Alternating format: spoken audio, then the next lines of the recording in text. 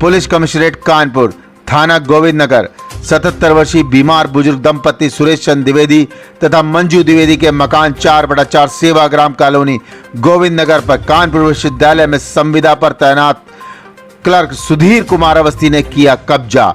Revolver दिखाकर जान से मारने की देता है धमकी।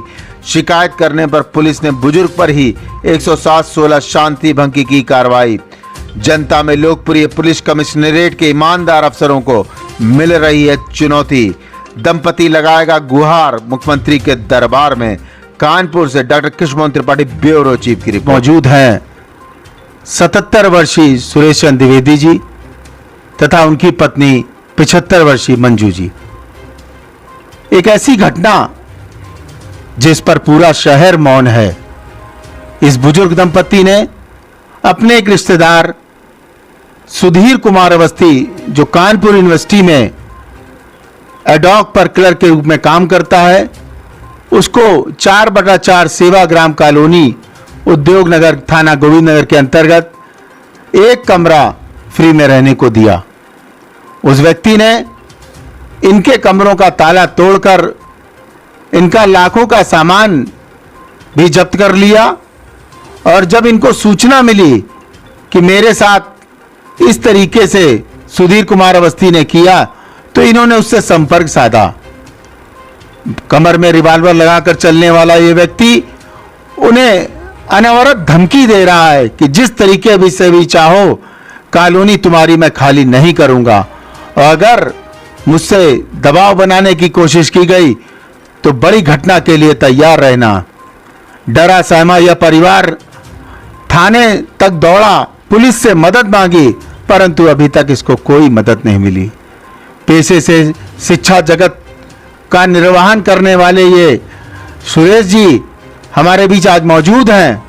इनकी दर्द भरी दास्तां, लाइब्रेरी साइंस में प्रोफेसर के पद पर कार्यरत रहे, कानपुर विश्वविद्यालय में एक बड़ा नाम, परंतु आज इस यूनिवर्सिटी के एक अडॉक पर काम करने वाले क्लर्क ने इनका जीना मुश्किल कर दिया।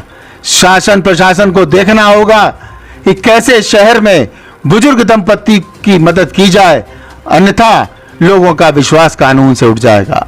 सुधीर कुमार अवस्थी को एक कमरा बाहर का दे करके इसलिए रखा था कि रात बिरात मदद करेंगे। हम दिवाली होली के टाइम पे मथुरा हॉस्पिटल दिल्ली गए थे चेकअप कराने हार्ट का। उसी बीच में इन्होंने हमारे पूरे घर के ताले तोड़ करके और हमारे सामान पर, ज्वेलरी पे और सब पर कब्जा कर लिया इन्होंने। जबकि कुछ पत्रावलियाँ भी उस मकान से संबंधित रखी थी, वो भी सब गायब कर दी इन्होंने। लौट के आने के बाद जब जानकारी हुई हमें, पड़ोस पड़ोस पूछा हमने, तो इन्होंने हमको रिवॉल्वर दिखाया, धमकी दी, और फिर हमने पत्नी को भेजा, उनको भी इन्होंने जो है रिवॉल्वर दिखाया, जिसकी सूचना हमने गोविंद नगर थाने में एप्लीकेशन दे करके की। उन्होंने चौकी इंचार्ज सौरभ सिंह से जांच करने को कहा। उसने टालता मटोलता, चूँकि वो उनसे पैसे ले चुका था, इसलिए टालता रहा, दलालों के माध्यम से करता रहा। फिर हमसे बोला कोई गवाह नहीं, तो 3 गवाहों के हमने नाम उसको दिए वहाँ के, जिनका एड्रेस और मोबाइल नंबर था। तो उसने कमिट किया कि हमको ये नंबर मिल गए हैं गवाहों के और हम बात करते हैं। लेकिन फिर भी बात न करने के बाद उसने उल्टा, चूँकि पैसा पा चुका था उनसे, सुधीर कुमार अवस्थी से, इसलिए उसने हमारे ऊपर 107-116 कायम कर दिया। जबकि हम चलने फिरने में बिल्कुल असमर्थ हैं, ऑन बेड पड़े रहते हैं। हमें तहसील दिवस में गए, एप्लीकेशन दी, उन्होंने एसडीएम को जांच दी, उन्होंने डिप्टी लेबर कमिश्नर को दी, उन्होंने एसीपी गोविंद नगर को दी, जिसकी जांच चल रही है। एसीपी ने उसको चौकी इंचार्ज को दिया, इसने एंटी रिपोर्ट दी उसमें। कैसे मदद मिलेगी इस परिवार को? सांस की समस्या, हार्ट की समस्या और भी उम्र, तीनों का झंझावात झेल रहा यह परिवार। हम शासन से चाहते हैं कि कानूनी ढंग से न्यायपूर्वक हमें सहयोग किया जाए। बुजुर्ग दंपति पर 107-16 की कार्रवाई पुलिस ने कर दी, जो अपने कमरे से बाथरूम तक जाने में बहुत परेशानी महसूस करता है। सरकार जहां गुंडों बदमाशों की सांसें छीन लेती है और अपराध पर नकेल कसने वाली इस योगी सरकार से आप क्या उम्मीद करते हैं? ये अपराधी सुधीर कुमार अपनी पत्नी के नाम से, जो कि घरेलू महिला हैं, गांव के पते पर धोखा दे करके जिलाधिकारी से रिवाल्वर का लाइसेंस बनवाया और हमेशा साथ में लिए घूमता है। कानून हमारी मदद नहीं करेगा तो माननीय मुख्यमंत्री जी के दरबार में हम जा कर के अपनी जो है गुहार लगाएंगे और सर्वोच्च प्रार्थना है कि मेरे इस प्रकरण में विशेष ध्यान दर करके हम बुजुर्ग की मदद करें। वीर कुमार अवस्थी ने जब आप अपने मकान के लिए उनसे मिलने गई तो उसने आपके साथ क्या किया?